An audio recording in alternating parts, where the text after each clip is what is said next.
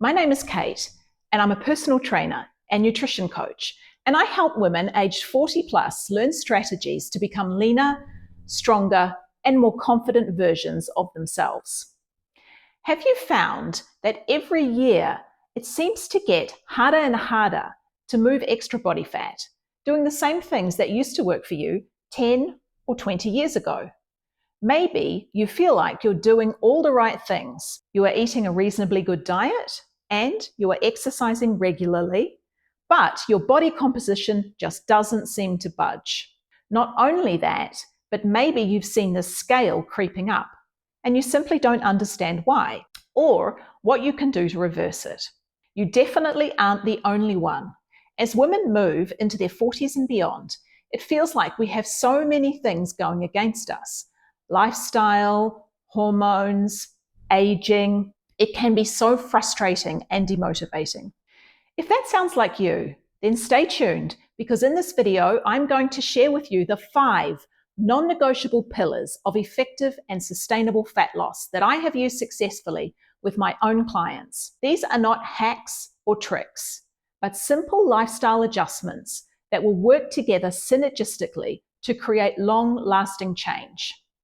You will lose body fat, build lean mass, and feel healthier, confident, and more energetic. I'll also outline how long you can expect to dedicate to each of them every week so that you know what sort of time commitment that you should be prepared for. Now, I want to be very clear. I said these 5 pillars are simple, but I didn't say they were easy. If they were easy, you probably wouldn't even be watching my channel.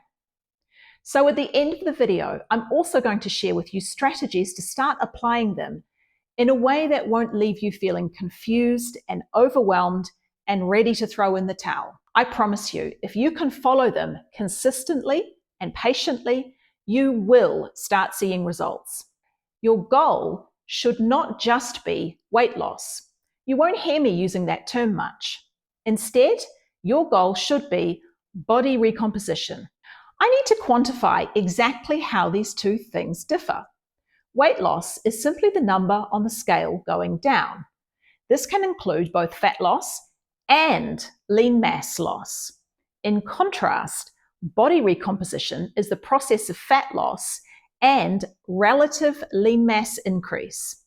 Lean mass is everything that is not fat, but we are especially interested in increasing our muscle mass. This is because muscle is metabolically active tissue, and it takes energy for our bodies to maintain it. In contrast to muscle, our bodies don't require any energy to maintain fat stores. If you lose scale weight only without paying special attention to maintaining or growing your lean mass, you will do yourself a big disservice in the long run. As you can imagine, if you were to go on a low-calorie crash diet and lose, let's say, 10 kgs or 22 pounds, up to half that weight can consist of your precious lean mass, and you have effectively downregulated your metabolism. Now it will be even easier for your body to increase fat levels relative to the lean mass that you have remaining, because while it's easy to store fat, it is not a fast or easy process to build lean mass. This is the yo-yo diet effect in action, where with each additional attempt to lose weight, it will become increasingly difficult. Building lean muscle mass offers numerous benefits to women in their 40s, 50s, 60s, and beyond. It helps to combat age-related muscle loss, which maintains our strength and mobility. It boosts metabolism, improves insulin sensitivity, and reduces the risks of obesity and type 2 diabetes. Strength training builds your bone density, which lowers the risk of osteoporosis and bone fractures. In the long run, ensuring that we have plenty of muscle mass will enhance our quality of life and our independence into our later years. And studies have shown that regular exercise positively impacts mental health, reducing symptoms of depression and anxiety while improving overall mood and cognitive function. As you can see, fat loss is a complex topic, and as we age, we need to tackle it with all of the tools that we have available in our arsenal. So, with that, I bring you fat loss pillar number 1, which is you need to be strength training 2 to 3 times per week. Now, my channel is called 40 Stronger, so I think you knew I was going to say that. People who successfully lose body fat and build lean mass must be engaging in some sort of resistance training. To be more specific, the training should be carried out with the goal of getting stronger. Hence, why I specifically use the term strength training and not just exercise. When our body is forced to adapt to a new stimulus and become stronger, one of the things it has to do is make our muscles bigger. Along with the long list of health benefits that I covered in the previous chapter, growing muscle also has aesthetic benefits for women over 40. It makes us look shapelier, fitter, and more youthful. To achieve this, you need to do 2 to 3 strength training sessions per week. These sessions don't need to be long, but they need to be structured and they need to be carried out with a high intensity, and they need to follow a plan and become progressively more difficult over time. This is so you can continue to become stronger and grow lean mass. Simply exercising, which is movement without any clear goal, will not cut it. You need to be training with a specific goal of becoming physically stronger, not just exercising to burn calories. 2 to 3 effective sessions per week will require a time commitment of around 1.5 to 3 hours every single week. Pillar number 2, you need to consume the right number of calories for your goal. Arguably, this is the most difficult of all the pillars of fat loss for most people. Many people fall into the trap of believing that they are eating clean or they have a healthy diet, so that should be enough to start shifting the fat. The problem with this approach is that even when you eat what you consider to be a healthy diet, you can still be over-consuming calories for your body's needs. And it's very easy to do. Studies have shown that most people underestimate their caloric intake by a significant margin, sometimes up to 50%. This is why logging your food intake is an extremely powerful tool for fat loss. It means we aren't eating our meals blindly and hoping for the best. It teaches us a lot about portion sizes, caloric values of various foods, and what areas we might be over or under consuming. While the idea of eating intuitively is nice, it's simply not practical for a majority of people. Unfortunately, we live in an obesogenic environment filled with highly processed foods that make it very easy to unwittingly overconsume calories. When it comes to making caloric adjustments, you first need to specify your goal. If you are carrying too much body fat, then you will first need to create a caloric deficit or eat less than your current maintenance requirements. People with excess body fat can maintain or build their lean mass even when in a deficit, as long as they're doing pillar number 1. However, if you are of normal weight and fat levels and you want to build lean mass, then you may need to stay at your current maintenance calories or even create a small surplus, which means that you will have to eat more than your current requirements. I know this does seem quite complicated, and it's one of the reasons clients come to me, because in my coaching, I can calculate all these numbers for you. However, with a little bit of time and know-how, you can calculate them for yourself. And it is much easier these days with the availability of various online calculators and apps. It is quite an in-depth topic, so I will make a separate video with practical steps to calculating your caloric requirements. Logging your food will initially require about 5 to 10 minutes per meal, which comes out to 15 to 30 minutes of your time per day, or around 1.5 to 3.5 hours per week. Be aware that the more you do it, the faster it will become, as the app that you use will remember your choices and can make logging the same meal in the future much, much faster.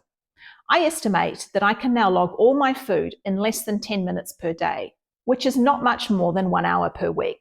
Pillar number 3, eat enough protein to maintain or build your lean mass. Regardless of whether you are embarking on fat loss or muscle gain, consuming enough protein will make both much easier. You may already be aware of general protein intake recommendations from dietary authorities.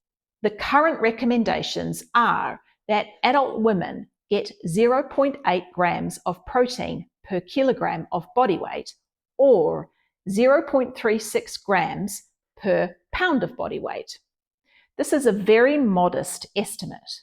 In the words of Harvard Medical School, this is the amount that you need to meet basic nutritional requirements to keep from getting sick. This recommended daily intake is not the same as optimal protein intake, which is what we need if we want to be more than just sedentary and functioning.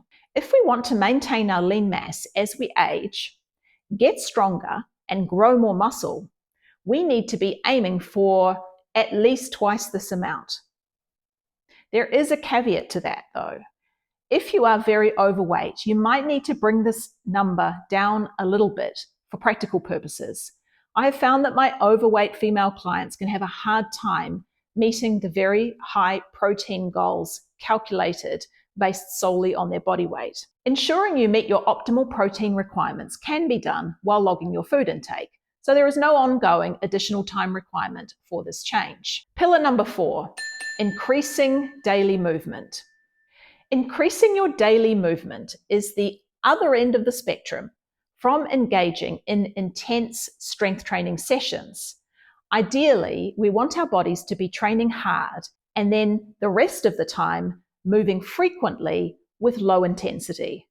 Note that I did not say you need to be engaging in endless cardio, running, spinning, or any of that stuff. Cardio training does have an important place in a healthy lifestyle, but it is not a prerequisite for fat loss. Simply increasing your bouts of daily movement throughout the day is enough. And you will derive some cardio benefits from your strength training sessions because strength training places demands on the cardiorespiratory system. Ideally, you will have access to a step counter to get an idea of how much you're currently moving. From that, your movement goals can be set. If you're already exceeding 10,000 steps consistently every single day, there is not really anything else that you need to add here unless you want to. If you're not, then I suggest increasing your average step goal by 1,000 steps or so per day, week by week. This can be done by introducing a short walk after one or more meals, which will have the added benefit of assisting with glucose disposal. The time commitment of increased movement can vary a lot, depending on how much you're getting now. If you need to increase your movement by 5,000 steps or more per day, you will eventually need to allow 30 to 60 minutes every day of extra walking. The good news is, though, you can build this into your day, and it doesn't all have to be aimless, leisurely walking. Pillar number 5, rest and recovery. This last one is frequently overlooked. Your body needs to rest and recover in order to grow stronger. What does this mean in practical terms? It means that you need to try to optimize your sleep as much as is practically possible, and you need to be taking rest days in between your strength training sessions. Both stress and lack of sleep can derail fat loss by disrupting the body's hormonal balance.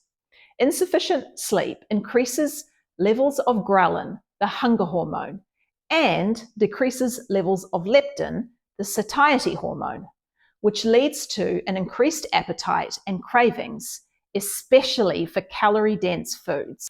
Additionally, sleep deprivation elevates cortisol levels, a stress hormone that promotes fat storage, particularly around the abdomen. Poor sleep also impairs glucose metabolism and insulin sensitivity, making it harder for the body to use fat as fuel. And finally, lack of sleep can reduce energy levels and motivation, negatively affecting your ability to meet your training and movement goals. I find a lot of women also inadvertently sabotage their efforts by trying to add extra exercise on the days that they should be resting, under the assumption that more is better. This makes sense if you subscribe to the idea that you need to exercise to burn calories. However, it doesn't allow your body to recover and heal so that you are ready to execute your next strength training session with all of the intensity that you can muster.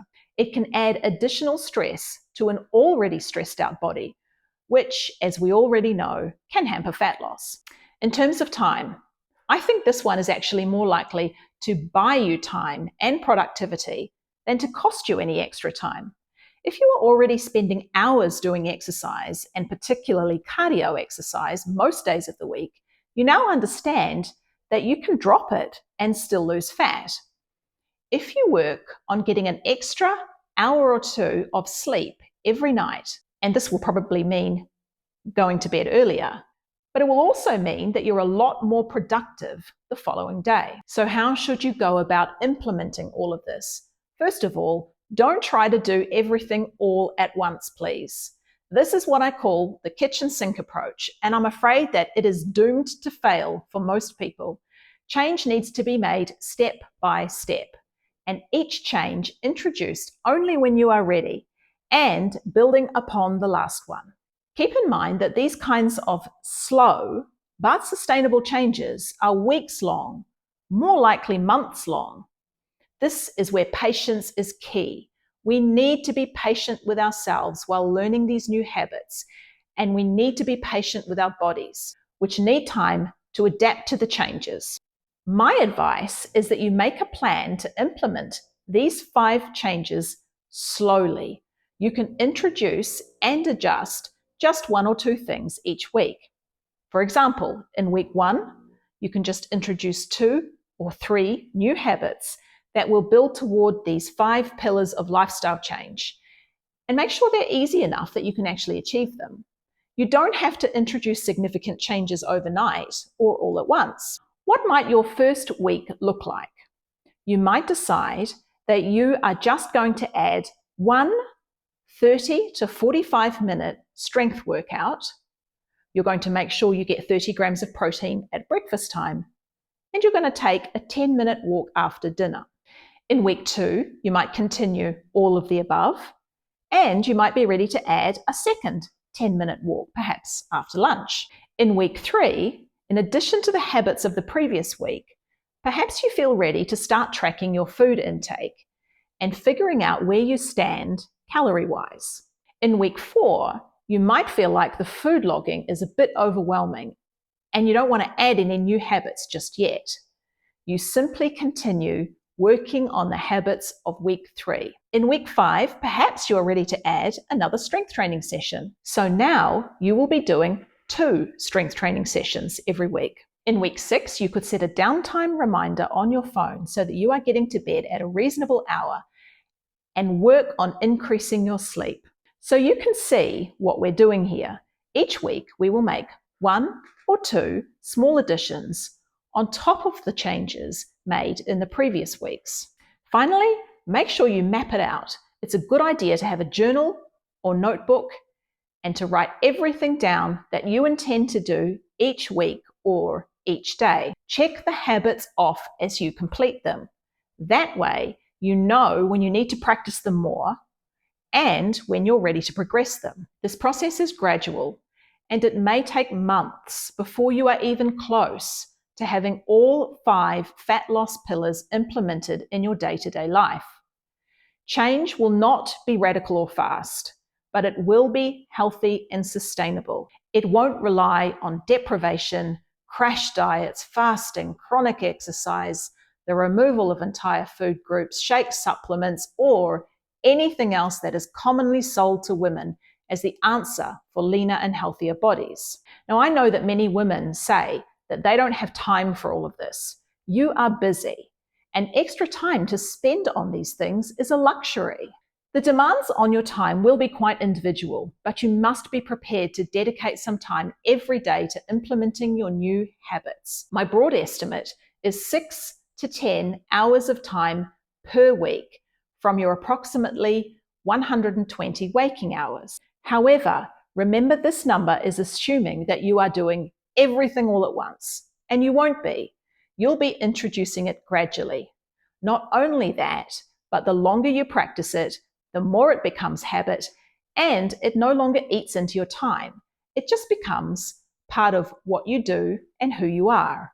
So as you can see, the process of body recomposition for women over the age of 40 really relies on planning, choosing tasks that are suitable for your current level, setting reminders for yourself, having lots of consistency, and remembering that patience with your body is key. Allow yourself time, forget the radical social media transformations, and always keep the big picture in mind. If it takes many months to start seeing physical changes, then so be it.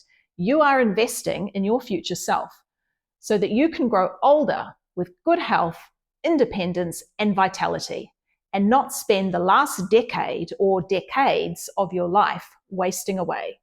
This is a gift to yourself and also to your family. If you have any questions or feedback, please comment below. I always welcome your queries and opinions.